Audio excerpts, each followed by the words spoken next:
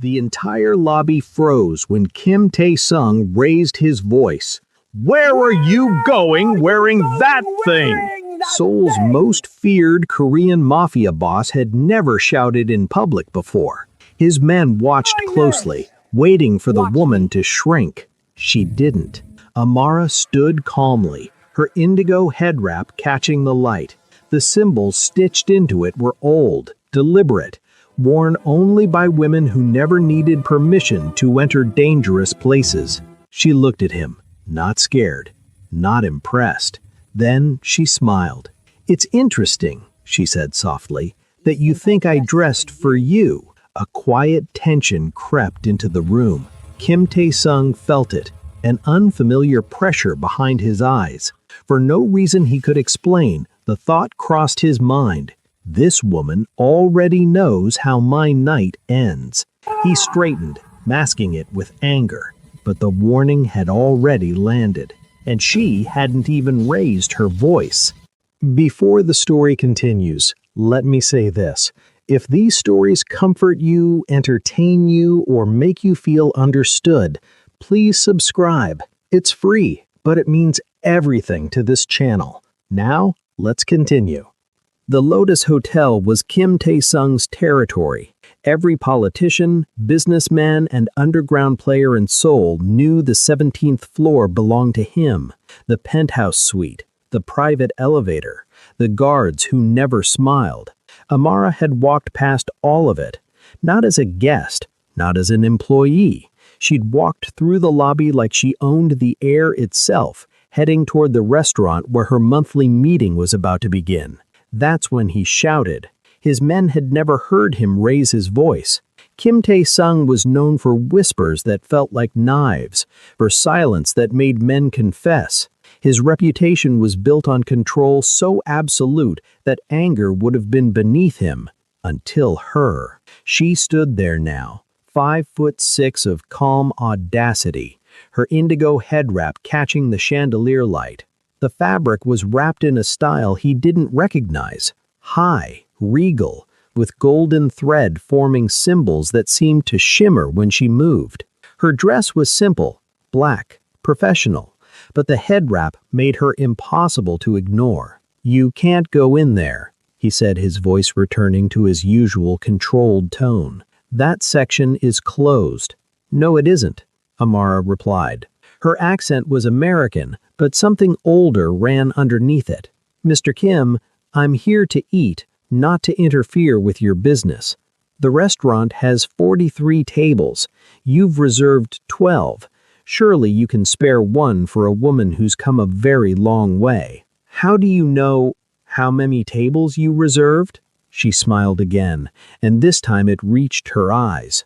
"Or how far I've come?" He didn't answer. She nodded, as if he'd confirmed something. "May I pass?" Every instinct told him to say no, to have her escorted out, to ban her from every property he controlled in this city. But those symbols on her head wrap caught the light again, and for a split second, Kim Tae-sung saw something impossible. A flash of himself, alone in this same lobby, clutching his chest as men in suits walked past him. He blinked. The vision vanished. "You have 30 minutes. Then I want you gone." "I'll need 45. The tasting menu has 7 courses. His men tensed. No one corrected Kim Tae-sung, but she wasn't correcting him. She was simply informing him, as if she already knew he'd agree. And he did. He stepped aside.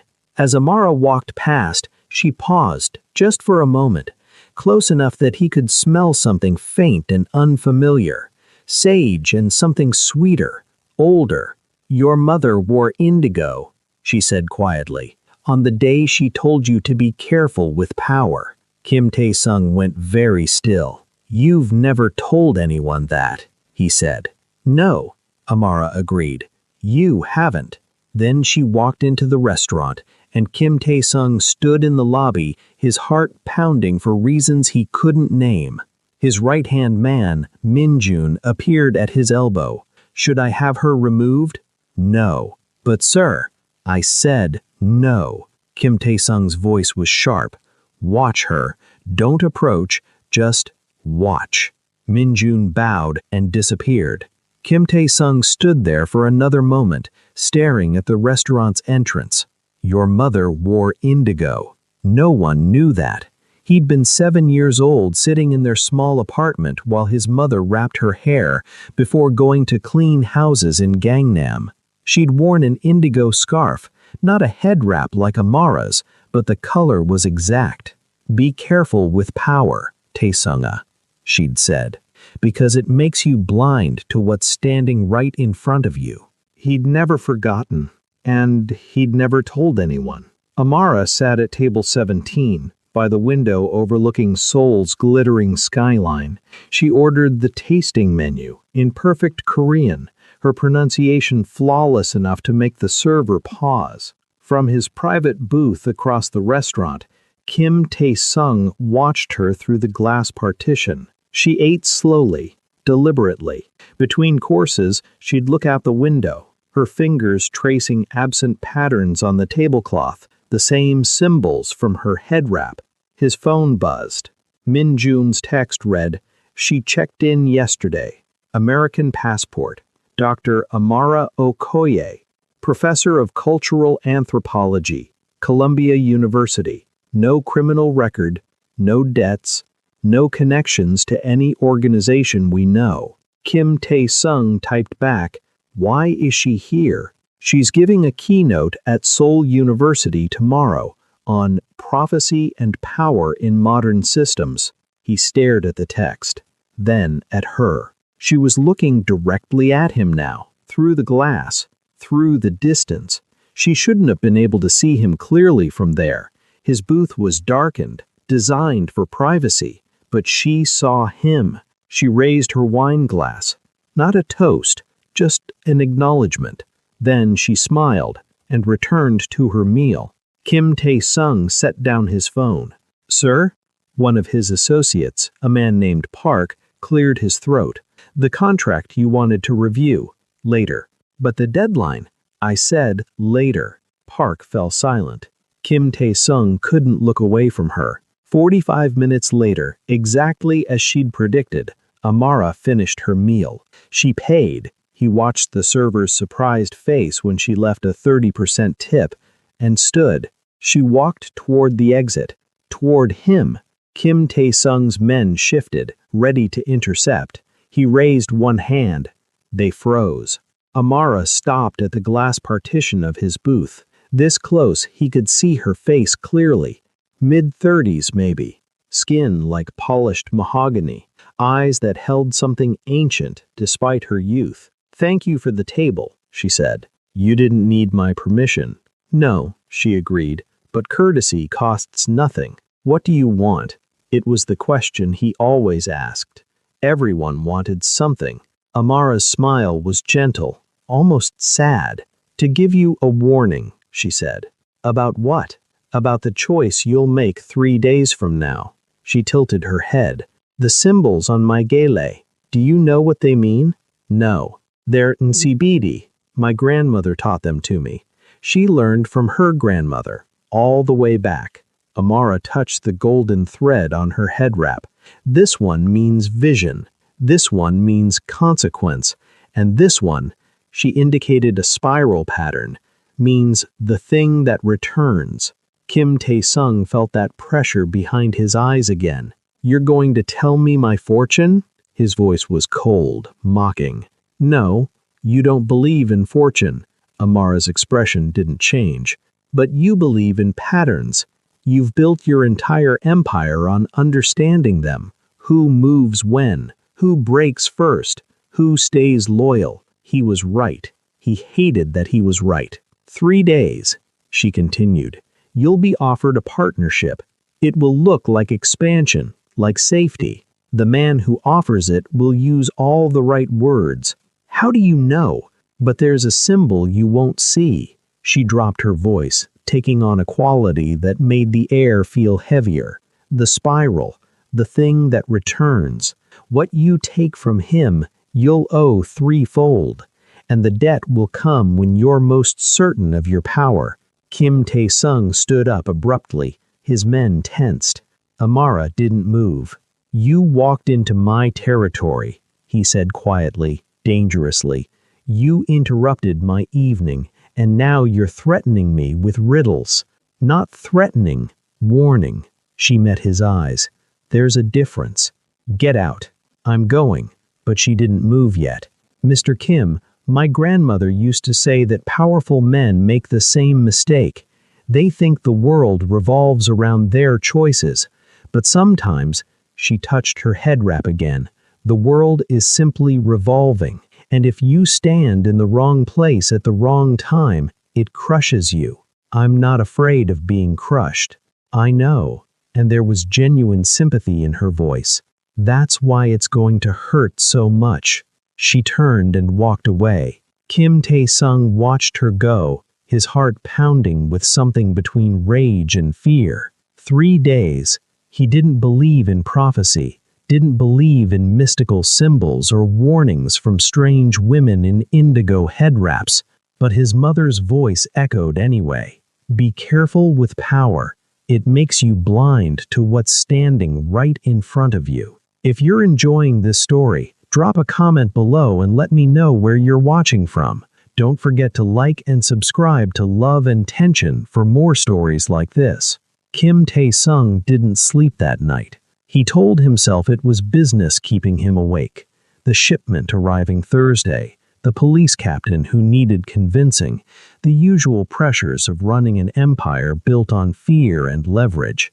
But when he closed his eyes, he saw indigo fabric and golden symbols. 3 days.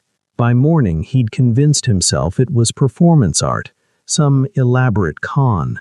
Americans loved that sort of thing. Dramatic warnings, mystical nonsense designed to unsettle wealthy targets before the real play. He had Min Jun pull everything on Dr. Amara Okoye. The report arrived by noon. She was exactly who she claimed to be. Professor of Cultural Anthropology at Columbia University, published author of 3 academic books, including one on West African prophetic systems that had won awards he'd never heard of. She'd been invited to Seoul University to deliver the keynote at an international conference on cultural preservation. No criminal connections, no debts, no history of cons or frauds. Her hotel was modest, not the Lotus, but a respectable chain near the university. She'd paid for everything herself. No sponsors, no mysterious funding. She was simply a professor who came to give a talk, and somehow knew about his mother's indigo scarf. Kim Tae-sung sat in his office, staring at the report. "Sir?" Min Jun stood in the doorway. "The contractor is here, Mr. Nakamura." "Ah, yes, the contract meeting. But that wasn't for 3 days. This was just a preliminary discussion. Nakamura ran operations in Osaka. Nothing major, but his territory included several ports Kim Tae-sung needed for expansion. Send him in." Nakamura was in his 50s, gray-haired and formal.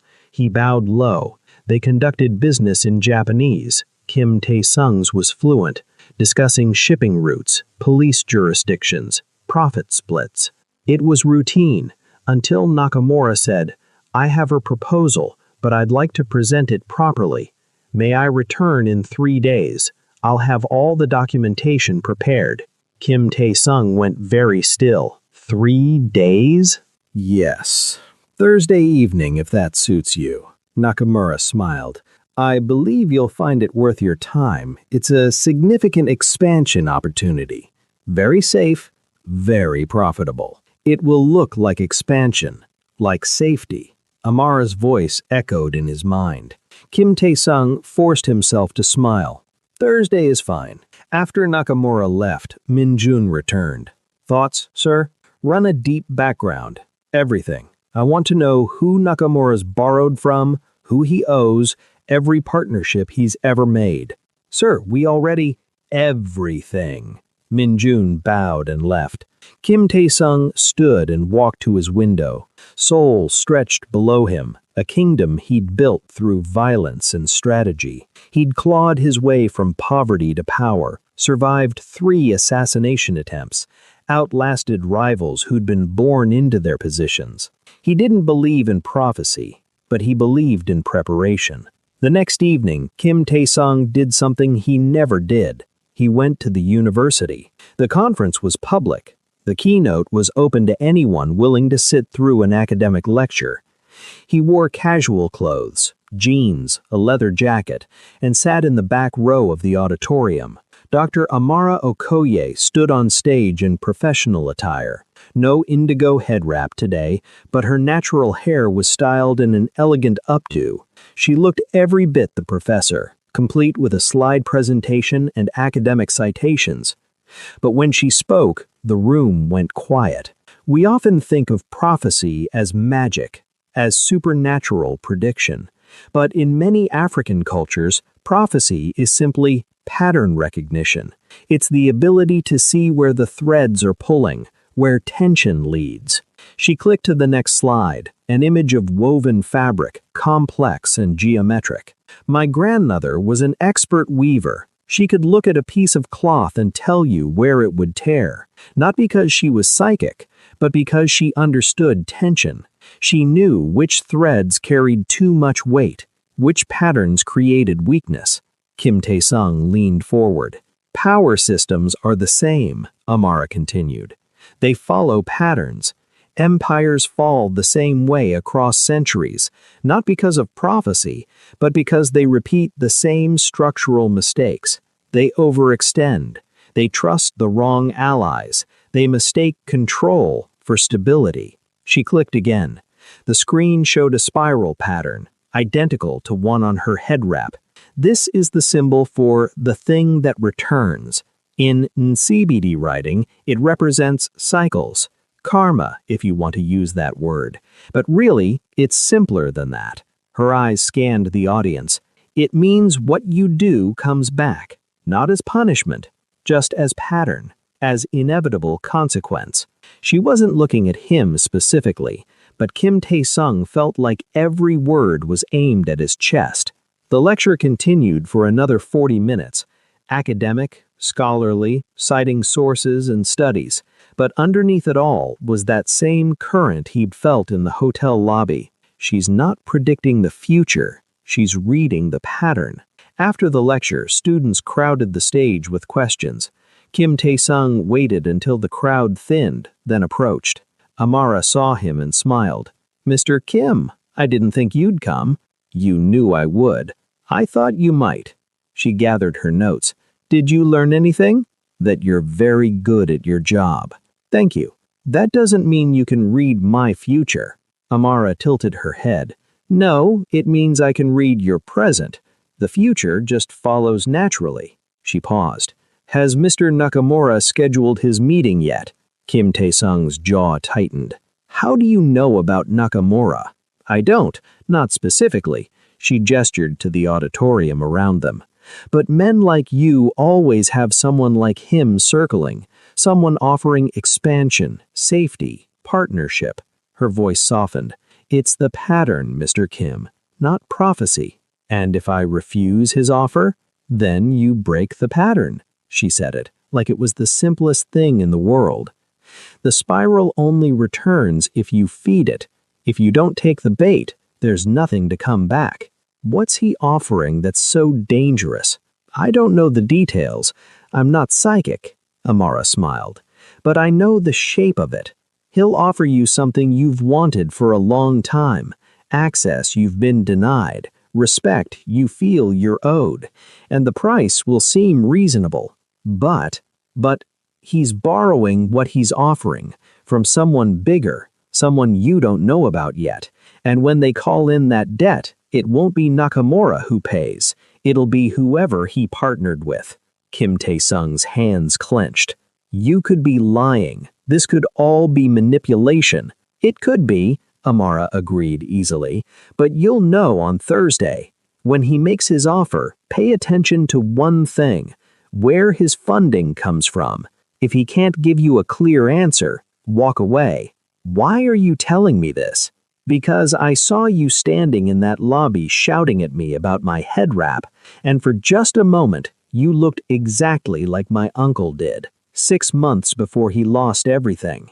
I'm not your uncle. No, but you're making the same mistake.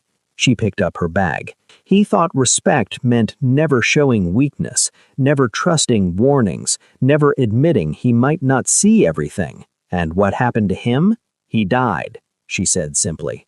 Alone, confused, betrayed by men he thought he controlled. She slung her bag over her shoulder.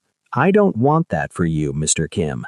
I don't even know you, but I understand the pattern, and I'm tired of watching it repeat. She started to walk away.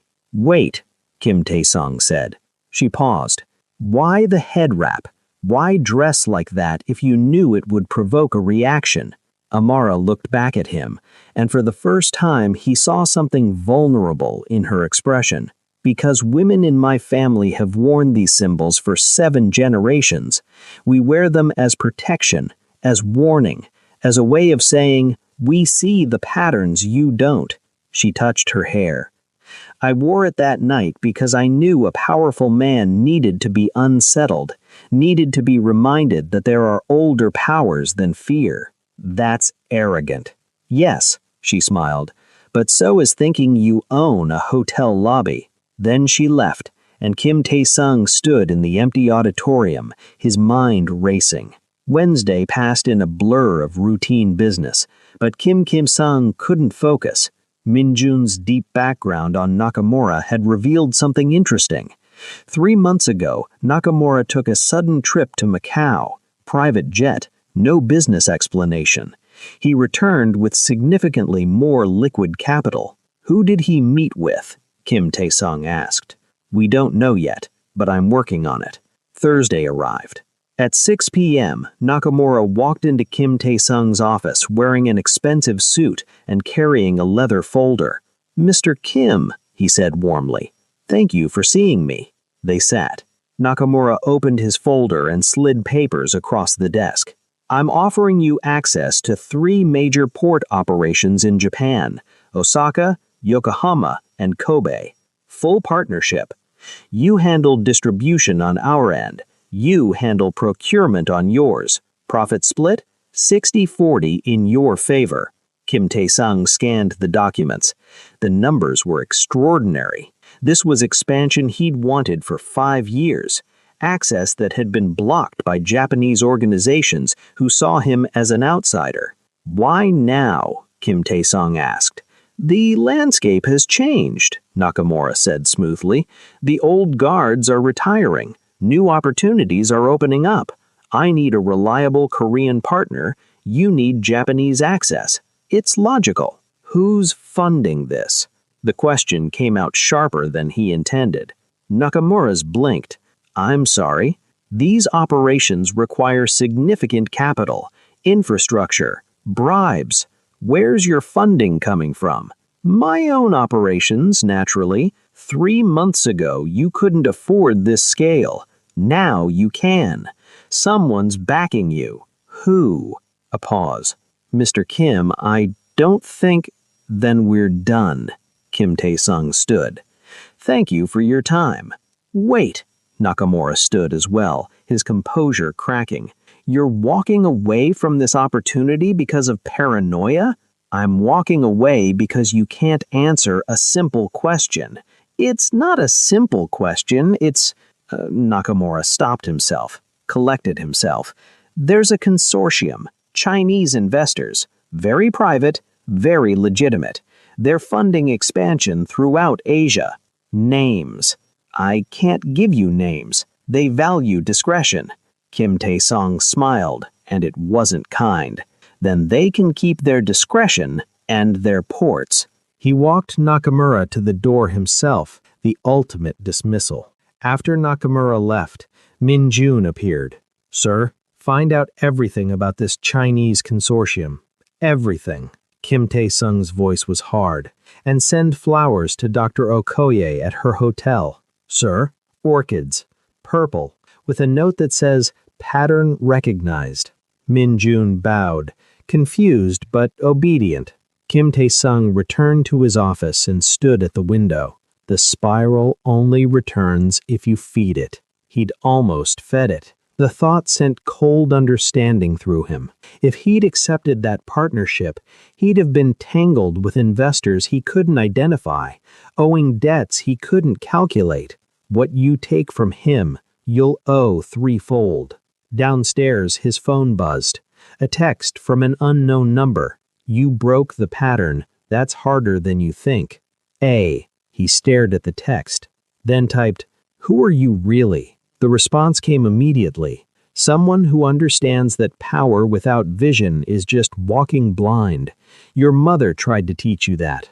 She died when I was 12. I know. And you've been trying to prove you could see ever since.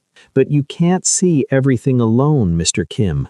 No one can. He sat down heavily. Why help me? The response took longer this time. Because 7 generations of women in my family learned to read patterns, and we're tired of watching men destroy themselves over preventable mistakes. Consider it professional courtesy. Professional courtesy. I study power systems. You run one. We both recognize patterns. The difference is, I don't have an ego invested in being right. Despite everything, Kim Tae-sung smiled. The flowers were presumptuous. So was yelling at me in your lobby. Touché. He set down his phone and looked out at Seoul. Something had shifted. He'd broken a pattern, and somehow that felt more dangerous than following it would have been. 2 weeks passed. Kim Tae-sung heard through his network that Nakamura's consortium had been exposed as a front for a Chinese triad expansion. 3 Japanese Yakuza captains who'd accepted similar partnerships were now facing territorial wars they couldn't win. If he had accepted, he'd be fighting that war right now. Instead, he was having tea with a professor of cultural anthropology in a quiet cafe near Seoul University. Amara sat across from him, wearing jeans and a simple sweater. Her hair was loose today, natural curls framing her face. She looked younger, more relaxed. You saved my organization, Kim Tae-sung said bluntly. I gave you information. You made the choice. That's a distinction without difference. No, it's the most important distinction there is. She sipped her tea. Prophecy fails when people think they're helpless, when they believe the future is fixed. But patterns can be broken. That's the whole point. Your family business is pattern breaking? My family business is pattern recognition. Breaking them is up to the person living in them. Kim Tae-sung studied her. In sunlight, he could see the details he'd missed in the hotel lobby. The faint scar above her left eyebrow, the silver threads in her hair, premature for her age, the way her hands moved when she talked, graceful, deliberate, like they were weaving invisible fabric. How does it work? He asked. The symbols, the patterns. Honestly? Amara set down her cup. Part of it is just careful observation. I watched you that night in the lobby, the way your men positioned themselves, the way you controlled the space, the way you reacted to my head wrap. Anger, masking fear. I wasn't afraid. She corrected gently. You were terrified, not of me, of the unknown. You're a man who survives by controlling information, by seeing threats before they materialize. And I walked in wearing something you didn't understand, behaving in ways you couldn't predict. So you manipulated me. I unsettled you. There's a difference. Her expression turned serious. Mr. Kim, men in your position are surrounded by people who tell you what they want to hear, who reinforce their certainty. I didn't do that. I showed you uncertainty, and that saved your life. She wasn't wrong. And the rest of it? He pressed. Knowing about my mother, the timing of Nakamura's offer? Amara hesitated. For the first time, she looked uncomfortable. That part's harder to explain, she said finally. My grandmother called it iseme, sight. She taught me to watch for certain signs, tension in a room, micro-expressions, the way people hold their bodies when they're lying or afraid. She met his eyes. Your mother. I didn't know specifics, but I knew the shape of it. You're Korean, powerful, Probably self-made given how you carry yourself. That means family pressure. That means parental expectations. I guessed indigo because it's traditional, because women who raise sons like you often hold on to tradition even in poverty. That's still just observation. Mostly, yes, she paused. But sometimes the symbols show me things, flashes, moments that haven't happened yet. That's impossible. I know, she smiled ruefully. I'm a professor of anthropology. I've spent my career studying cultural belief systems from an academic perspective. I don't believe in magic, but I can't explain what happens when I wear the jele my grandmother made, when I trace the symbols she taught me. Kim Tae-sung leaned back. Show me. What? The symbols. Show me how it works. Amara considered him for a long moment. Then she reached into her bag and pulled out a square of indigo fabric, the same one from the hotel lobby. She spread it on the table between them. In daylight, the symbols were clearer. Golden thread formed intricate patterns, spirals, crosses, angular shapes that seemed to shift as she looked at them. This is Ninsibidi, an ancient writing system from southeastern Nigeria. Each symbol has layers of meaning. This spiral means cycle. This cross means crossroads. This one, she touched a symbol that looked like a ladder, means ascent and descent. Your grandmother made this? She embroidered it. But the symbols are hundreds of years old, maybe thousands. Amara's voice softened. She taught me to meditate on them, to trace them with my fingers while clearing my mind. She said they were keys. Keys to what? To seeing the pattern underneath the chaos. She demonstrated, her finger tracing the spiral slowly, repeatedly. Her eyes lost focus. Kim Tae-sung watched, fascinated despite himself. After a minute, Amara blinked and looked up. You're going to receive a phone call, she said quietly, within the next 3 days, from someone you haven't spoken to in years, someone from your childhood. His breath caught. Who? I don't know. I just see a connection. Someone who knew you when you were small, when you were, she hesitated, innocent. Kim Tae-sung's chest tightened. There was only one person from his childhood who fit that description, Lee Jin-ho, his best friend from elementary school, before poverty had scattered them to different worlds. But Jin-ho had disappeared years ago, moved to Busan last he heard. They hadn't spoken in over a decade. That's a guess. Maybe. Amara folded the fabric carefully, but you'll know in 3 days. She changed the subject then, asking about Seoul, about his favorite restaurants, about things that had nothing to do with prophecy or power. And Kim Tae-sung found himself talking, really talking, not strategy or business, but about the city he'd built his empire in, about the view from his office, about how Seoul looked different at dawn. Amara listened like his words mattered, like he was more than his reputation. When they parted, she touched his arm briefly. Thank you for the tea, she said. Thank you for the warning 2 weeks ago. You're welcome, she smiled. Try not to yell at any more women about their head wraps. I'll make no promises. Her laugh followed him to his car. 3 days later, his phone rang. Unknown number. Korean area code. He answered. Kim Tae-sung? Tae-sunga? The voice was tentative, half familiar. It's Jin-ho. Lee Jin-ho. I don't know if you remember. Kim Tae-sung sat down hard. I remember. I'm in Seoul. Just for a few days. I heard you were successful. I wanted to say congratulations. And maybe see you? If you have time? They met for dinner that night. Jin-ho looked older, worn. He'd become a social worker in Busan, helping at-risk youth. He had stories about kids who reminded him of them, poor, smart, desperate to escape. They talked for 3 hours, and when they parted, Jin-ho hugged him.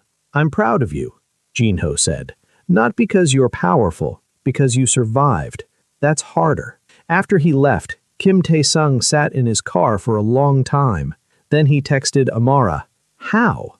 Her response, "The pattern showed a circle closing. Someone from your beginning reaching your present. That's all I saw. The rest was just waiting." That's not an answer. No, but it's the truth. He stared at his phone, then typed, "Dinner, tomorrow. Let me take you somewhere that isn't a cafe." Why? "Because I want to understand how you see what you see." A pause. "Okay, but no shouting about my outfit." Despite everything, he smiled. "No promises." The restaurant Kim Tae-sung chose was private, traditional Korean, with individual rooms and impeccable service. Amara arrived wearing a dress in deep purple, the color close enough to indigo to be intentional. Her hair was wrapped again, but simpler this time, elegant without being ceremonial. She looked beautiful. The thought surprised him. "Mr. Kim," she greeted. "Tae-sung," he corrected. "If we're having dinner, use my name." "Tae-sung," she smiled. "Then you should call me Amara." They ordered. The food was excellent, but Kim Tae-sung barely tasted it. He was too focused on her. "Tell me about your family. The women who taught you the patterns." Amara set down her chopsticks. "My grandmother was born in a village in Nigeria. Rural, traditional. She was trained as what we'd call a diviner, someone who read signs, interpreted dreams, helped people understand their choices. And you inherited that?" "She thought I might. My mother didn't have the gift, but I did." Amara's expression turned distant. "I started seeing patterns when I was 8. Nothing dramatic, just knowing when storms were coming, or when someone was lying, or when a situation would turn dangerous." "That must have been frightening." "Terrifying," she agreed. "I didn't want it. I wanted to be normal. So I went to university, studied anthropology, tried to make sense of it academically." "And did you?" "Partially." She met his eyes. "I learned that every culture has people like me. Seers, shamans, prophets. We're wired differently, more sensitive to patterns, to probability, to the subtle tensions that predict outcomes." "That's not magic." "No. It's neurology, psychology, pattern recognition on a subconscious level." She paused. "But the symbols help. They focus the mind, create a meditative state where those patterns become clearer. So you're not actually seeing the future. I'm seeing the probable future, based on current patterns. If nothing changes, this is where things lead." She leaned forward. "But Tae-sung, that's the important part. Things can always change. You can always break the pattern." He poured her more tea. "Why are you really in Seoul? The conference?" "No, the real reason." Amara sighed. "Because 3 months ago, I had a vision, a very clear one. I saw a man in Seoul, powerful, Korean, someone important making a choice that would cascade into violence, not just for him, but for thousands. I saw weapons, shipping routes, drugs flowing into communities like water, children dying, families destroyed." Her hands trembled slightly. "And I saw it all starting with one partnership, one handshake. Nakamura. I didn't know his name, I just knew the pattern. So I came. I arranged the conference as cover, and I waited to see who the powerful man would be. And when I shouted at you, I knew it was you." She smiled sadly. "You were exactly what I'd seen. Powerful, dangerous, standing at a crossroads without knowing it." Kim Tae-sung sat back. "You came to Seoul to save me. I came to break a pattern that would have killed hundreds of people." She met his eyes. "Saving you was just the method." The honesty of it hit him in the chest. "And now?" he asked. "The pattern's broken. You can go home." "Yes, but you're still here." Amara looked down at her plate. "My flight is in 3 days." "Stay longer." "Why?" He didn't have a good answer, or rather he had several answers and none of them made strategic sense. Because he saw him, really saw him, not his power or his reputation. Because he didn't fear him. Because when she looked at him, he felt like the boy his mother had raised, not the man he'd become.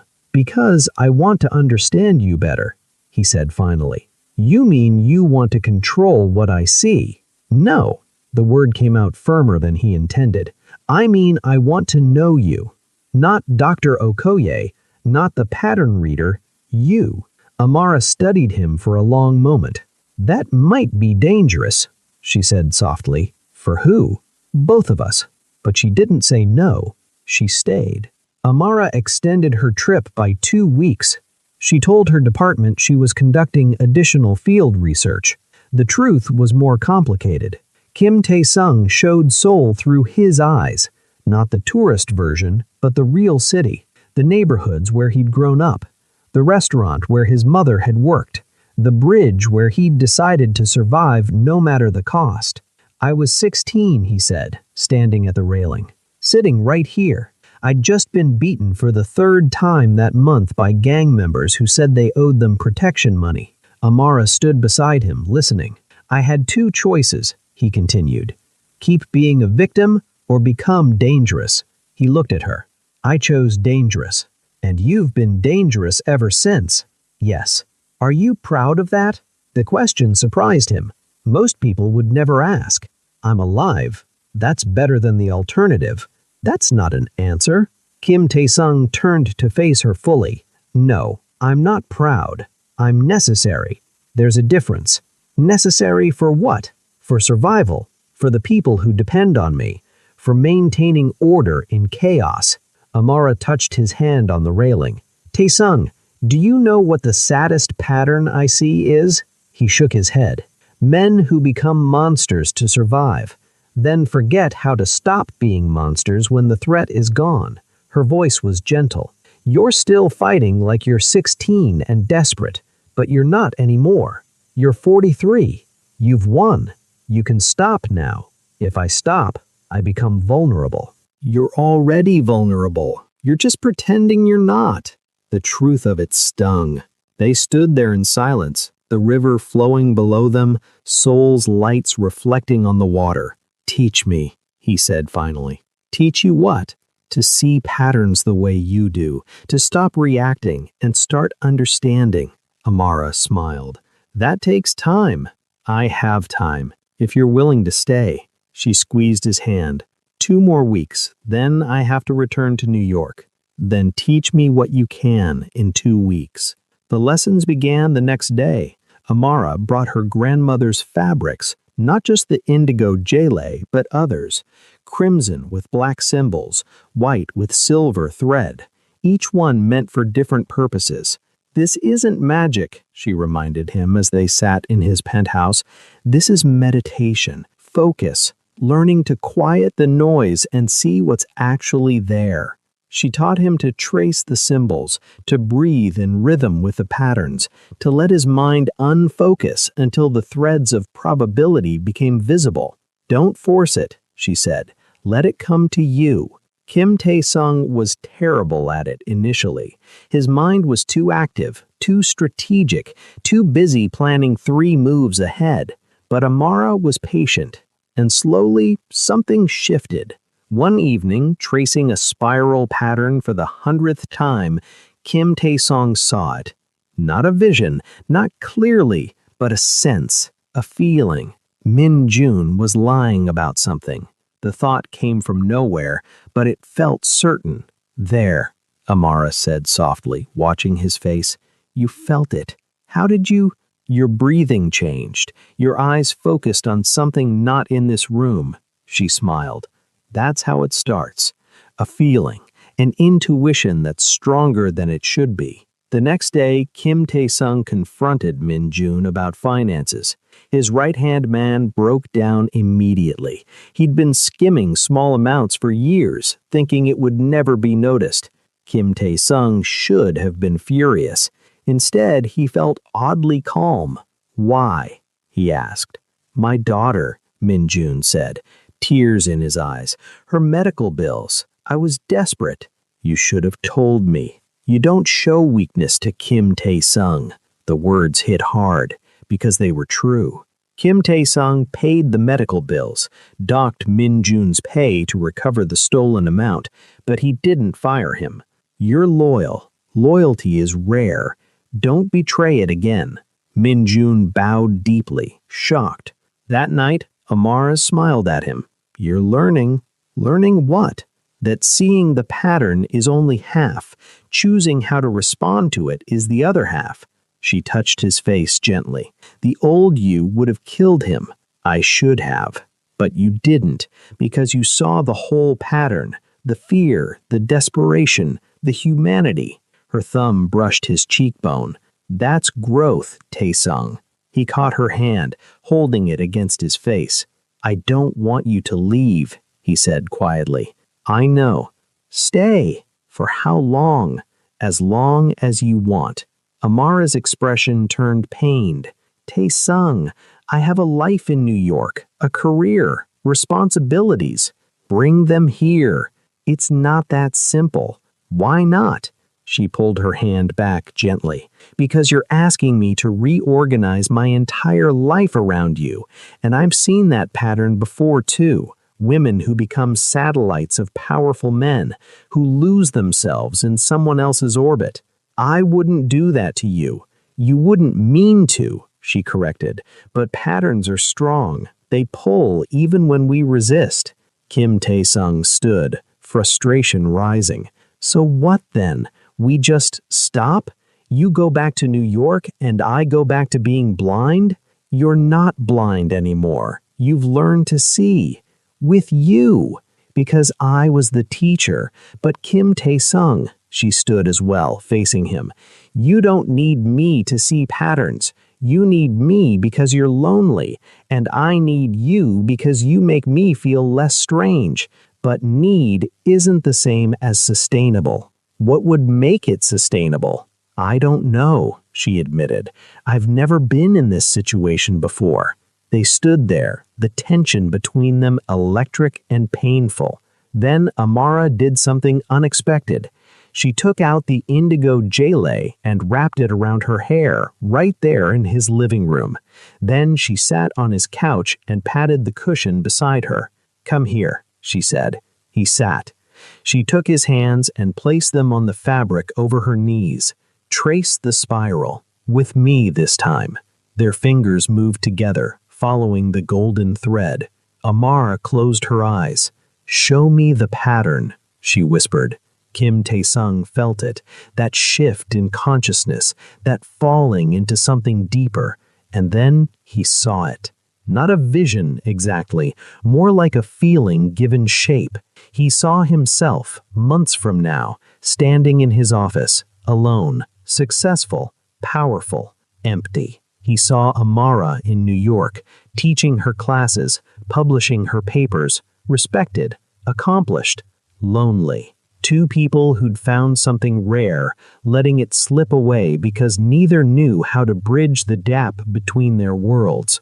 The image shifted. He saw another possibility. Amara staying, but gradually dimming, her work suffering, her identity subsumed, the light in her eyes fading as she became an accessory to his life rather than the center of her own.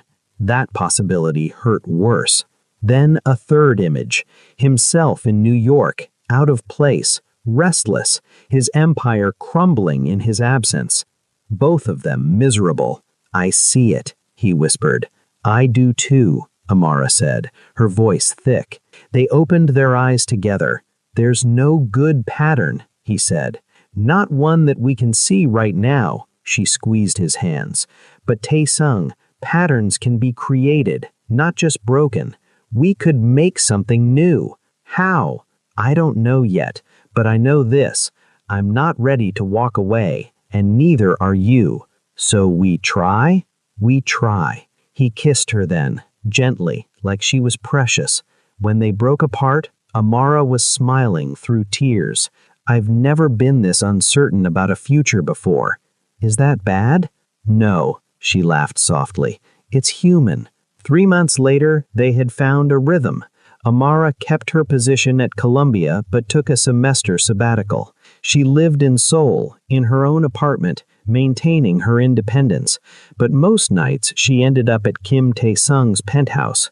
She continued her research, now focused on Korean prophetic systems. She gave lectures at Seoul University as a visiting scholar. And she taught Kim Tae-sung to see. His organization noticed the changes. Kim Tae-sung was still dangerous when he needed to be, still commanded absolute authority. But he was different, more thoughtful, less reactive. He doesn't just scare us anymore, one mid-level associate told Min Jun. He understands us. It's somehow more intimidating. Min Jun, who now brought his daughter to the office occasionally after her treatments, just smiled. But patterns, as Amara always said, have a way of returning. It started with a phone call. A young man named Hwang Jae-min, barely 25, had taken over Nakamura's former operations after the consortium collapsed. He was ambitious, ruthless, and he wanted Seoul. He's been buying loyalty, Min Jun reported, offering double what we pay. Some of our outer territories are wavering. Kim Tae-sung listened calmly. And what does he want ultimately? A meeting with you to negotiate territories. No. Sir? No meetings. No negotiations. He'll take it as weakness. But that night, when Amara arrived, she found him standing at his window, tense. What did you see? She asked quietly. A problem that needs handling. That's not what I meant. He turned to look at her. I saw myself doing what I've always done, meeting threats with overwhelming force, crushing Wong before he becomes a real danger. And I wondered if there was another way. Amara set down her bag. Trace with me. They sat together, fingers on the indigo fabric, breathing in rhythm. The pattern showed itself slowly. Hwang Jae-min was desperate, trying to prove himself to the remnants of the Chinese consortium. If Kim Tae-sung crushed him, someone else would just take his place. The cycle would continue. But there was another thread. He's young, Amara said softly, seeing it too, like you were once. That doesn't make him less dangerous. No, but it means he's still forming, still deciding who he'll become. Kim Tae-sung opened his eyes. You want me to mentor him? I want you to offer him a choice between becoming another casualty of the pattern or breaking it. That's naive. Maybe. Amara met his eyes. But 3 months ago, you would have already killed him. Now you're considering alternatives. That's not naive. That's evolved. He pulled her close. You're dangerous to my reputation. Good. Your reputation could use some danger. The next week, Kim Tae-sung did something unprecedented. He invited Hwang Jae-min to dinner. Not in his private office, in a public restaurant. Neutral territory. Wong arrived expecting a trap, his bodyguards tense. Kim Tae-sung arrived alone. You came by yourself? Wong said suspiciously. So did you. Your guards are outside, just like mine. Kim Tae-sung gestured to a chair. Sit, let's talk. They ordered. The conversation was tense initially, both men circling each other verbally. Then Kim Tae-sung said, How old are you? 25. I was 22 when I killed my first man. He saw Wong's eyes widen. He was trying to take territory I'd barely established. I thought I had to prove I was dangerous, so I shot him in a back alley and left him there. Why are you telling me this? Because I've spent 20 years being that person, and I'm tired. Kim Tae-sung leaned forward. You think you need Seoul to prove yourself, to show the consortium remnants that you're worthy. But Wong-si, I've been where you are, and I can tell you it never ends. There's always another territory, another threat, another person to crush. So you're offering me what? Wisdom? Wong's voice was bitter. I'm offering you a partnership. Not as equals, I'm not a fool, but as mentor and successor. You work with me for 5 years, learn the territory, earn respect the right way. Then I give you Busan, free and clear. Why would you do that? Because someone once gave me a choice, Kim Tae-sung said quietly, between continuing a pattern that would destroy me or breaking it, and I want to see what happens if I offer that same choice to you. He stared at him. If I refuse, then I do what I've always done. and you become a memory." Kim Tae-sung's voice was cold, but not cruel. "But you seem smarter than that." The young man sat back, thinking. 5 years, he said finally. "And Busan, free and clear. Free and clear." They shook hands. When Kim Tae-sung returned to his penthouse, Amara was waiting. "How did it go?" she asked. "We'll see. Either I just created a powerful ally, or I gave a snake time to grow fangs. And if it's the snake, then I'll handle it. But at least I'll know I tried something different." Amara kissed him. "I'm proud of you." "Don't be. I might have just made a strategic mistake." "No, you made a human choice. That's different." 6 months passed. Wong proved himself surprisingly loyal, not because he was grateful. Kim Tae-sung didn't trust gratitude, but because he was smart enough to recognize a good opportunity. Amara's sabotage ended, but she'd negotiated a split appointment, half the year in New York, half in Seoul. It wasn't perfect, but it was working. They'd learned to exist in each other's orbits without losing themselves. But one night, Amara woke gasping. "What is it?" Tae-sung asked immediately. "A vision, a strong one." Her hands were shaking. "Tell me." She sat up, pulling on his robe. "There's a man, someone from your past, someone you hurt." Her voice was tight. "He's planning something. Revenge. It's close, within days." "Who?" "I don't know. I just saw." She closed her eyes, trying to hold on to the images. "A face with a scar, across the left cheek, and fire. I saw fire." Kim Tae-sung went very still. "What?" Amara opened her eyes. "Do you know who that is?" "Park Sung-ho. I cut his face 8 years ago during a territory dispute. He disappeared after that." "Tae-sung, if he's back, he's not here for conversation." He was already moving, reaching for his phone. But Amara caught his arm. "Wait, look at the pattern. There's no time." "There's always time to see clearly." Her grip was firm. "Tae-sung, if you react out of fear, you'll miss something important." He wanted to argue. Every instinct screamed at him to secure his territory, to find Park before Park found him. But he'd learned to trust her sight. They sat on the floor, the indigo fabric between them. "Show me," he said. They traced the symbols together, breathing in rhythm, falling into that meditative state. And the pattern revealed itself. Park Sung-ho had indeed returned, but he wasn't planning to attack Kim Tae-sung. He was planning to burn down a building in Gangnam, a building that housed a front company for one of Kim Tae-sung's operations. But more importantly, a building where Min Jun's daughter had physical therapy appointments. "It's not about killing you," Amara whispered. "It's about taking something you value, making you feel what he felt." "When?" "Tomorrow, evening, after most people have left." Kim Tae-sung's eyes snapped open. "We need to evacuate. And arrest him," Amara added. "Tae-sung, you could kill him, but the pattern shows another option." "I'm listening." "Give him what he wants. Not revenge, but acknowledgement." She gripped his hands. "He's been carrying this scar for 8 years, carrying the humiliation. What if instead of destroying him, you acknowledged what you did, offered restitution? He'll see it as weakness. Or he'll see it as power." Her voice was urgent. "The power to admit wrong, to break the cycle of violence. Isn't that what you've been learning?" Kim Tae-sung's jaw clenched. Every part of him resisted, but he'd learned to break patterns. The next evening, he went to the building alone. Park Sung-ho was already there, in the basement, gasoline cans prepared. "Park Si," Kim Tae-sung said calmly. The man spun, knife drawn. The scar across his left cheek was livid in the dim light. "How did you—" "I knew you were coming. I need to talk to you." "I'm done talking." Park's voice shook with rage. "You destroyed my face, my reputation, everything." "I know, and I'm sorry." The words hung in the air. Park stared at him. "What?" "I'm sorry." Kim Tae-sung moved closer, deliberately making himself vulnerable. 8 years ago, I was trying to prove how dangerous I was. You were a threat, so I made an example of you.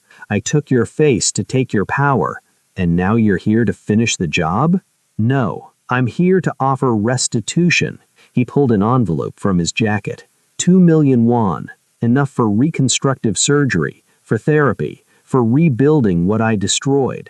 Park didn't take it. Why? What's your game? No game. I'm trying to break a pattern. Kim Tae-sung leaned forward. You think you need Seoul to prove yourself, to show the consortium remnants that you're worthy, but you can burn this building. It'll hurt me financially. You'll probably die in the process. My security is already surrounding the block. Park's face went pale. Or, Kim Tae-sung continued, you can take the money, get your face fixed, start over, and we both walk away from the cycle. Just like that? Just like that. Park looked at the envelope, at the gasoline cans, at his scarred reflection in a broken mirror. Who are you? He asked. Kim Tae-sung doesn't apologize. Kim Tae-sung doesn't offer peace. Kim Tae-sung is learning that revenge is a spiral that eats everyone it touches. He turned to leave. The money's yours. So is the choice. He walked out. Min Jun was waiting with security. Sir? Stand down. Let him leave if he chooses. They waited, tense, ready. Park Sung-ho emerged 15 minutes later, envelope in hand, gasoline left behind. He looked at Kim Tae-sung across the distance. Then he bowed, not low, but enough, and walked away. When Kim Tae-sung returned home, Amara was pacing. Tell me, she demanded. He told her everything. When he finished, she sat down heavily. You did it, she whispered. You actually broke it. What? The spiral, the cycle, the thing that returns. Her eyes were wet. Tae-sung, do you understand what just happened? You turned a revenge pattern into a healing pattern. That's extraordinary. He sat beside her, suddenly exhausted. I was terrified, he admitted. I know. I thought he'd kill me, or refuse, or that I'd look weak. But you did it anyway, she said, taking his face in her hands. You chose vulnerability over violence. That's not weakness, that's evolution. He kissed her, deep and grateful. I couldn't have done it without you, he said. Yes, you could have. I just helped you see what was already possible. They sat together in the quiet of his penthouse, Seoul glittering below. What happens now? He asked. Now you keep choosing. Every day, every situation. You keep breaking patterns instead of following them. That sounds exhausting. It is, she smiled, but it's also how you become someone your mother would be proud of. The words hit him in the chest. That night, lying beside her, Kim Tae-sung thought about indigo scarves and women who taught their sons to be careful with power. His mother had died, never seeing him successful, never knowing if her warnings had landed. But somehow, through 7 generations of women and an indigo head wrap, her wisdom had found him anyway. 2 years later, Kim Tae-sung stood in the lobby of the Lotus Hotel, the same lobby where he'd once shouted at a woman about her head wrap. But today he wasn't shouting. He was waiting. The elevator opened, and Amara emerged, wearing the indigo gilet. She'd come from the airport, fresh from New York, where she'd been teaching for the past 3 months. Their arrangement had evolved into something sustainable. She taught fall semester at Columbia, spring semester at Seoul University. They'd learned to exist in 2 worlds without losing each other. You're early, she said, smiling. I wanted to meet you properly this time. She laughed and kissed him. No shouting? No shouting. They walked through the lobby together, and Kim Tae-sung noticed the staff watching, not with fear, with respect. Something had changed. He had changed. That evening they had dinner in the same restaurant where she'd eaten the night they met. Do you remember what you told me that first night? About the prophecy? About the spiral, the thing that returns. He took her hand across the table. I've been thinking about that pattern. And? What if the thing that returns isn't always negative? What if sometimes it's grace? Amara tilted her head, listening. I've been tracking the people whose patterns we broke. Hwang took over Busan last year. He's doing well, fair but firm. Park got his surgery. He's working construction in Daegu. Clean, stable. Minjun's daughter is in remission. You're saying the good spirals too? Yes. He squeezed her hand. And I think my mother knew that. When she told me to be careful with power, she wasn't just warning me about the danger. She was teaching me that power can spiral both ways, destruction or creation. She'd be proud of you. I hope so, because I'm trying every day, Amara, to use what I have to create better patterns instead of perpetuating violent ones. I know you are. She reached across and touched the symbols on her head wrap, and the pattern is responding. Can you see it? He closed his eyes briefly, reaching for that sight she'd taught him, and yes, he could see it. His organization was more stable than it had ever been, not because he ruled with more fear, but because he ruled with more wisdom. People followed him because they trusted his judgment, not just his violence. The territories were peaceful. His enemies had become allies or had found other paths. And standing beside him through it all, a woman who wore ancient symbols and taught him to see beyond his own certainty. I see it, he whispered. When they returned to his penthouse, Amara had a gift for him. A square of fabric, indigo, like her gele. But this one was embroidered with different symbols. This one is for you, she said. My grandmother taught me the patterns. Now I'm teaching you. These symbols, she traced them, are for protection, for vision, for balance. It's beautiful. It's also practical. When I'm in New York and you're here, use it. Meditate. Trace the patterns. Stay connected to what you've learned. When you're in New York, he repeated. Then carefully, what if you didn't have to keep splitting time? Tae-sung, she said. I'm not asking you to give up your career. I'm asking if there's a way to build something new together. He took both her hands. What if Columbia offered a permanent partnership with Seoul University? What if you could base yourself here and visit there, or vice versa? That's a huge administrative challenge. I know people who could make that happen. Of course you do, she laughed. Is that a yes? She looked at him for a long moment, then at the indigo fabric in her hands, then back at him. It's a let me see what's possible, she said. But Tae-sung, if we do this, it has to be equal, not you solving problems for me, both of us building something together. Equal, he agreed. I'm learning about that, too. They made love that night with a tenderness that came from 2 years of learning each other, of breaking patterns, of creating something neither had thought possible. Afterwards, lying in the dark, Amara said, Do you remember what I told you about the spiral, the thing that returns? Yes, I was wrong about something. What? I thought it was a warning, a prophecy of what would happen if you didn't change. She turned to face him, but it wasn't. It was a mirror, showing you what you were already becoming. All I did was name it. So I was always going to change? No, you were always capable of change, but you needed someone to show you it was possible. Just like you showed Park it was possible, and Huang, and everyone whose pattern you've broken since. We showed them together. Yes, she smiled in the darkness. Together. 5 years later. The Seoul University auditorium was packed. Dr. Amara Okoye stood on stage, now a permanent joint professor between Columbia and Seoul University.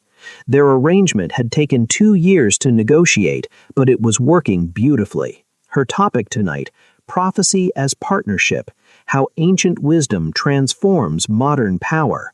In the back row, Kim Tae-sung sat beside Min Jun. They'd come to every one of her lectures in Seoul, though Tae-sung tried to be subtle about it. He wasn't very successful. She's brilliant, Min Jun whispered.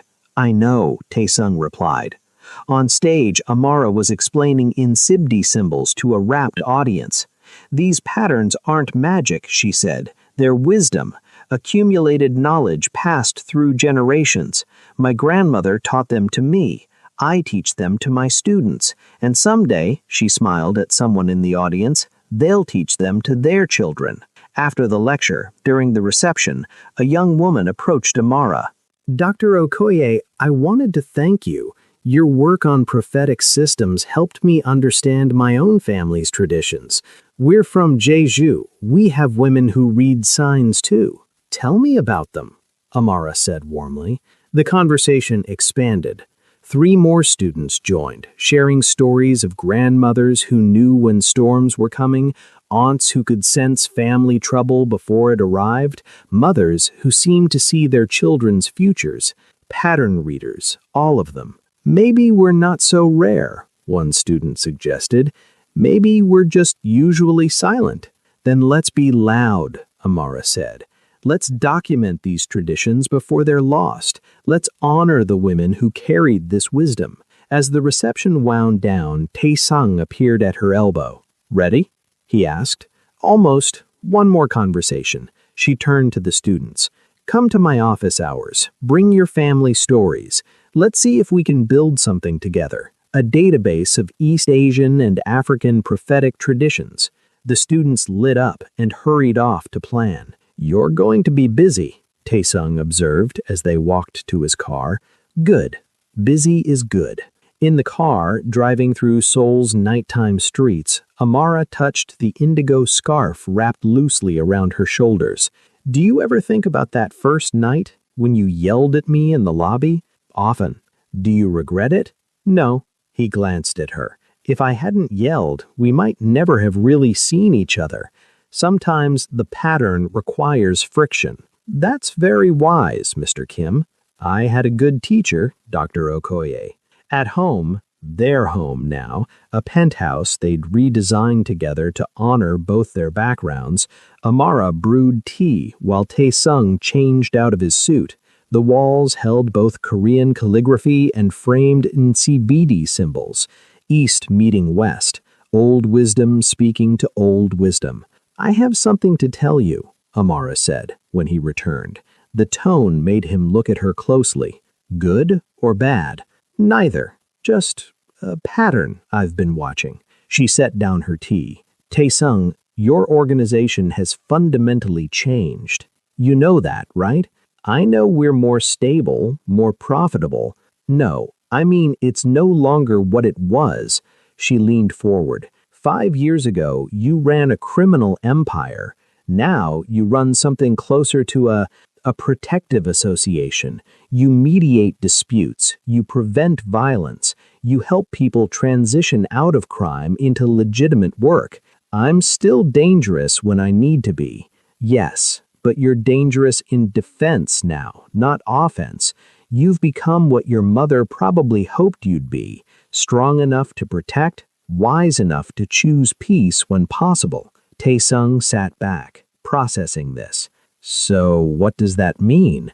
It means the pattern has completed, the spiral has returned, but as grace, like you said, not karma, not punishment, just evolution. She took his hand. You've become the change you were afraid couldn't exist. I couldn't have done it alone. No one ever does, she smiled. But you made the choices. Every day, every situation. You chose to see differently. They sat in comfortable silence, tea cooling between them. Then Tae-sung said, There's something I want to ask you. I'm listening. He pulled a small box from his pocket. Amara's breath caught. Before you say anything, he said quickly, I know we're not traditional. I know our life is complicated. I know we exist in 2 worlds and neither of us wants to give up who we are. Tae-sung. But I also know that 5 years ago you walked into my lobby wearing symbols I didn't understand, and you changed every pattern I thought was fixed. He opened the box. Inside was a ring, elegant, simple, with an indigo stone. This is lapis lazuli, the color of your gele, the color your symbols live in. Amara's eyes filled. I'm not asking you to be my wife in the traditional sense. I'm asking you to be my partner in all things, in breaking patterns, in creating new ones, in teaching the next generation how to see what we've learned to see. You're asking me to marry me. I'm asking you to keep choosing this, us, every day, with formal commitment. He met her eyes. Will you? Amara looked at the ring, at him, at the life they'd built. Messy, complicated, spanning continents and cultures. Yes, she said. Yes, I'll keep choosing this. He slipped the ring on her finger, and she pulled him into a kiss that tasted like tea and promise. "My grandmother would have liked you," she whispered against his lips. "Your grandmother saw this, didn't she, when she taught you the patterns? I think she saw the possibility that somewhere, somehow, I'd meet someone powerful enough to be dangerous and humble enough to change." Amara pulled back to look at him. "She'd say you were always meant to find your way to me, and I to you. Is that prophecy or pattern? Does it matter?" He kissed her again. "No, I suppose it doesn't." 10 years after that first night in the lobby, Amara stood in a classroom at Seoul University, teaching a course on cultural prophetic systems. Her students were a mix: Korean, American, African, European, all drawn to understanding how their ancestors had read the world. "Prophecy isn't about seeing a fixed future," she told them, echoing her grandmother's wisdom. "It's about seeing the threads, understanding which patterns lead where, and then, this is crucial, making conscious choices about which threads to follow." A student raised her hand. "But Dr. Okoye, doesn't that mean we create our own fate?" "Partially. We work with existing threads, history, culture, psychology, probability. But yes, we weave the pattern ourselves through our choices." She smiled. "That's the real power. Not knowing what will happen, but knowing what could happen and choosing wisely." After class, she walked to a cafe near campus, the same cafe where she and Tae-sung had shared tea years ago. He was waiting, reading a book on Korean philosophy. At 53, he'd aged gracefully. Silver streaked his hair, lines creased his face, but his eyes held a peace that hadn't been there 10 years ago. "How was class?" he asked as she sat. "Good. We're discussing the intersection of African and East Asian prophetic traditions. One of my students is writing a thesis on it. Your grandmother would be proud." "She'd be amazed," Amara laughed. "A girl from rural Nigeria teaching in Seoul married to a former Korean mob boss. That's not a pattern anyone could have predicted." "Former mob boss," he emphasized. "I prefer conflict resolution consultant now." It was true. His organization had fully legitimized over the past decade.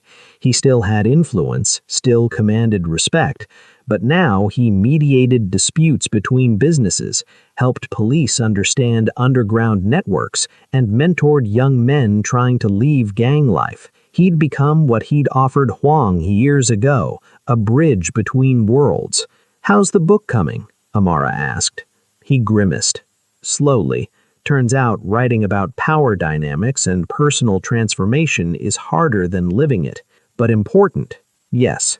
He closed the philosophy book. "People need to know it's possible to change, to break patterns, to become something other than what you were." A young man approached their table hesitantly. "Excuse me," he said in Korean. "Are you Kim Tae-sung?" Tae-sung tensed slightly, old habits, but kept his voice calm. "I am. I just wanted to thank you. You helped my brother 5 years ago, got him out of a gang situation in Busan. He's clean now, has a job, a family." The young man bowed deeply. "Because of you, I didn't lose him."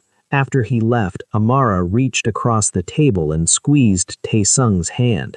"That's the spiral returning," she said softly. "As grace. As grace."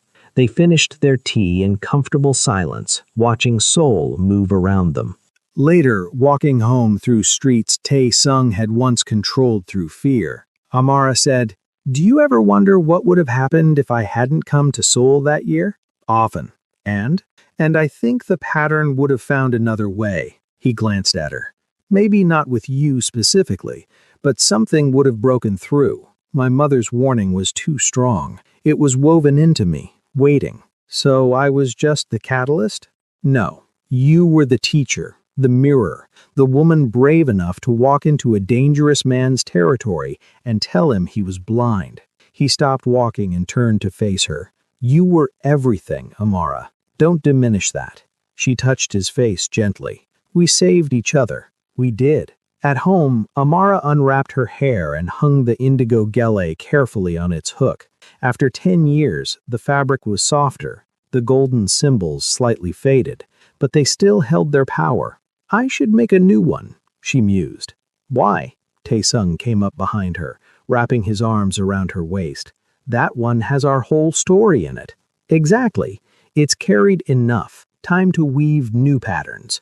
What will the new symbol say? Amara leaned back against him, thinking. Transformation. Partnership. The spiral that returns as grace. She paused. And maybe one for the powerful man who learned to see. Is there a symbol for that? There will be. I'll create it.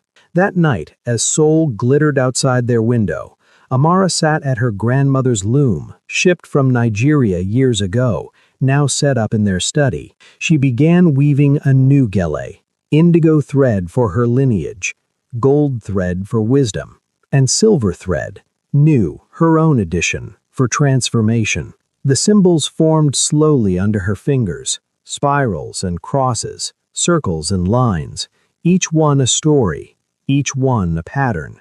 Tae-sung watched from the doorway. What are you thinking? She asked, without looking up. That 10 years ago, you shouted at me about your head wrap, and now I'm watching you create the next one. Life is strange. Life is patterned, she corrected. Strange is when you can't see the weaving. And what's the pattern here? In us.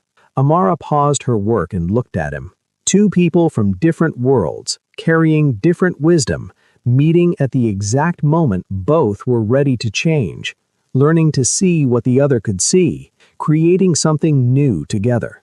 Not West African, not Korean, but both, a hybrid pattern that couldn't exist without both threads.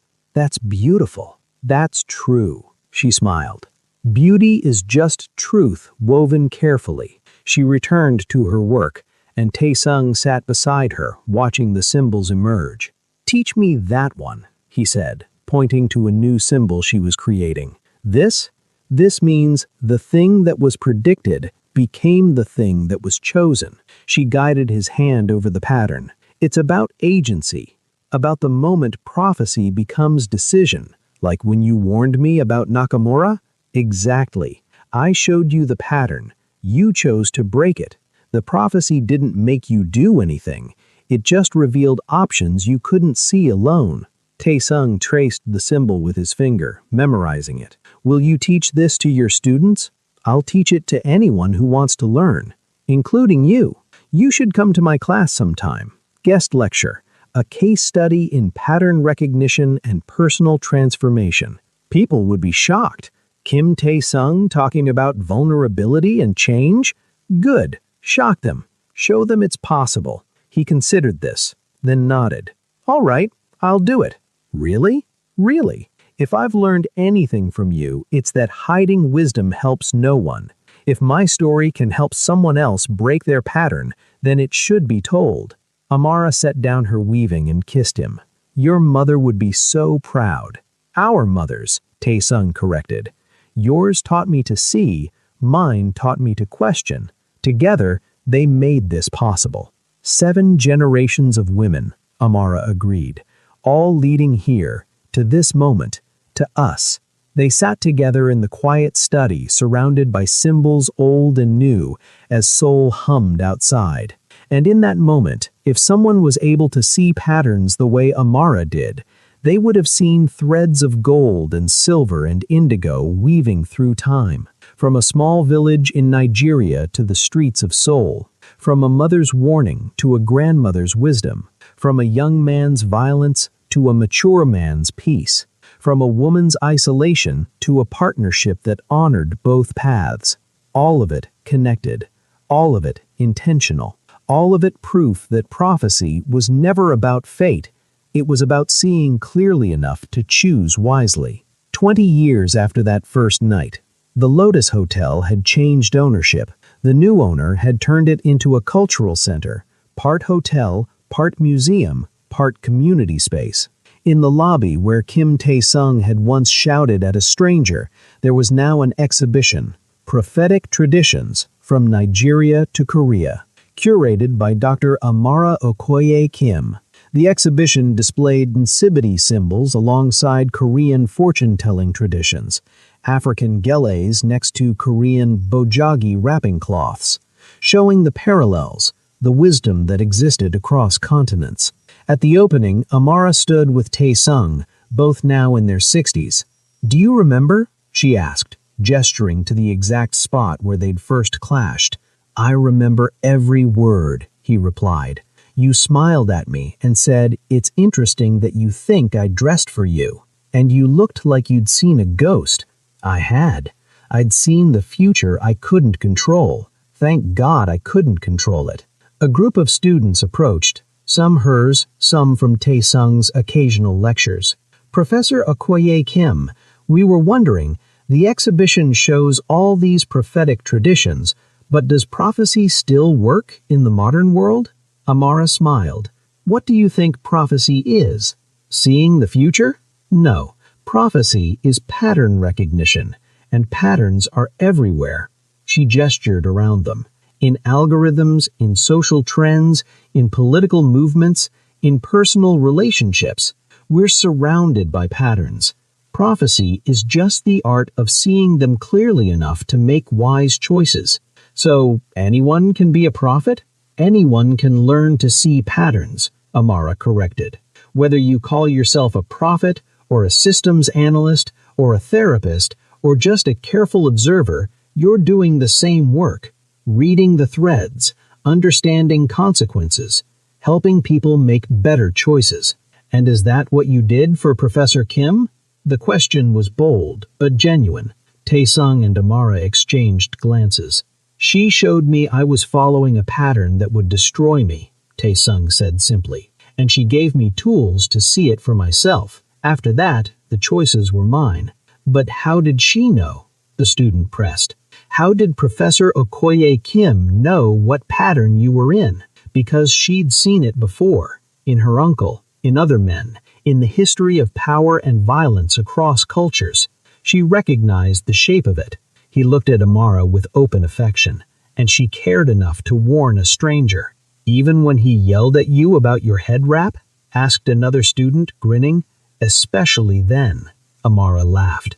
"Because men who yell about things they don't understand are usually afraid, and fear makes people dangerous. I wanted to interrupt that pattern before it accelerated." The students lingered, asking more questions, until eventually the crowd pulled them apart. Later, standing alone in the exhibition, Amara found herself in front of a display case. Inside was the indigo gele she'd worn that first night, preserved now, behind glass, a relic of a moment that had changed 2 lives. Tae-sung appeared beside her. "Do you ever regret it?" he asked quietly. "Coming to Seoul, confronting a dangerous man, risking so much?" "Never." She leaned against him. "Do you regret not having me escorted out?" "Not for a second." They stood in comfortable silence, looking at the fabric that had started everything. "You know what I realized?" Amara said eventually. "The prophecy I gave you that night, about Nakamura, about the spiral, about the thing that returns, it wasn't really for you. No? No, it was for me." She looked up at him. "I'd been traveling the world, studying patterns, documenting prophecy systems, but I'd never actually intervened, never actually tried to break a pattern I'd seen forming. I was an observer, an academic, and you changed that. You gave me a reason to stop observing and start acting, to use what I knew for more than just research." She smiled. "So really, we saved each other from the very beginning. I just didn't realize it yet." "The pattern knew," Tae-sung said, "even when we didn't." "Yes." Amara touched the glass case, her fingers over the indigo fabric. "The pattern always knows." As the exhibition closed for the evening and they walked out into Seoul's night air, Amara felt a familiar tingle, the sense that had guided her for 60 years. She paused on the street. "What is it?" Tae-sung asked immediately, recognizing the look. "A student, the one who asked about modern prophecy." Amara's voice was distant. "She's standing at a crossroads, about to make a choice that will define the next decade of her life." Should we go back? No.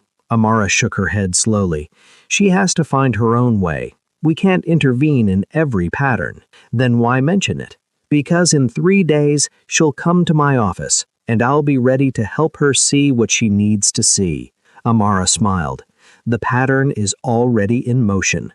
They walked home through streets that held 20 years of memories. The city had changed. They had changed. The world had changed. But the patterns remained. Spirals and cycles, threads and weaving, the thing that returns again and again, teaching those who had eyes to see. At home, Amara brewed tea while Tae-sung reviewed notes for his book, finally in its final draft after years of writing. "Read me the ending," she said, settling beside him. He found the page and read aloud. "Prophecy is not magic. It is not supernatural. It is simply the art of seeing patterns clearly enough to make wise choices. My wife taught me this when I was a man drowning in violence, blind to any path except the one I'd always walked. She didn't save me. She showed me I could save myself, and in doing so, we saved each other. If you are reading this as someone powerful, know, your power is only as useful as your vision. See clearly. Break harmful patterns, create new ones. If you are reading this as someone without power, know, the ability to see patterns is power. It is the ability to warn, to guide, to change outcomes. Do not underestimate it. And if you are reading this as someone standing at a crossroads, uncertain which path to take, know, the pattern is already showing you the way. You just need to stop, breathe, and look at what's actually there. The threads are visible if you're willing to see them. 20 years ago, a woman in an indigo head wrap walked into my territory and told me I was blind. She was right, but she also gave me sight. This book is my way of passing that sight forward. May you see clearly. May you choose wisely. May you break the patterns that harm and create the patterns that heal. The spiral returns. Always. Make sure what returns is grace. Tae-sung set down the manuscript. Amara was crying quietly. "It's perfect," she whispered. "It's true," he corrected. "That's all it needs to be." They sat together as night deepened. Two people who had found each other across impossible distances, whose patterns had woven together to create something neither could have imagined. Outside, Seoul glittered. Inside, an indigo head wrap hung on its hook, symbols fading, but still powerful. And somewhere in the city, a young woman stood at a crossroads, feeling the pull of patterns she didn't yet understand, sensing that in 3 days she'd walk into a professor's office and her life would change. The thread continued. The pattern wove on. And the prophecy, ancient, modern, eternal, whispered its truth. See clearly, choose wisely. The spiral returns. Make it grace. The end. From the desk of Dr. Amara Okoye Kim. My grandmother used to say that prophecy is just another word for paying attention. The future isn't written, it's woven, and every thread we choose, every pattern we break or create, becomes part of the fabric. This story is dedicated to the 7 generations of women who taught me to see, and to one powerful man who taught me that even the most fixed patterns can change. May you see the threads in your own life clearly. May you choose wisely.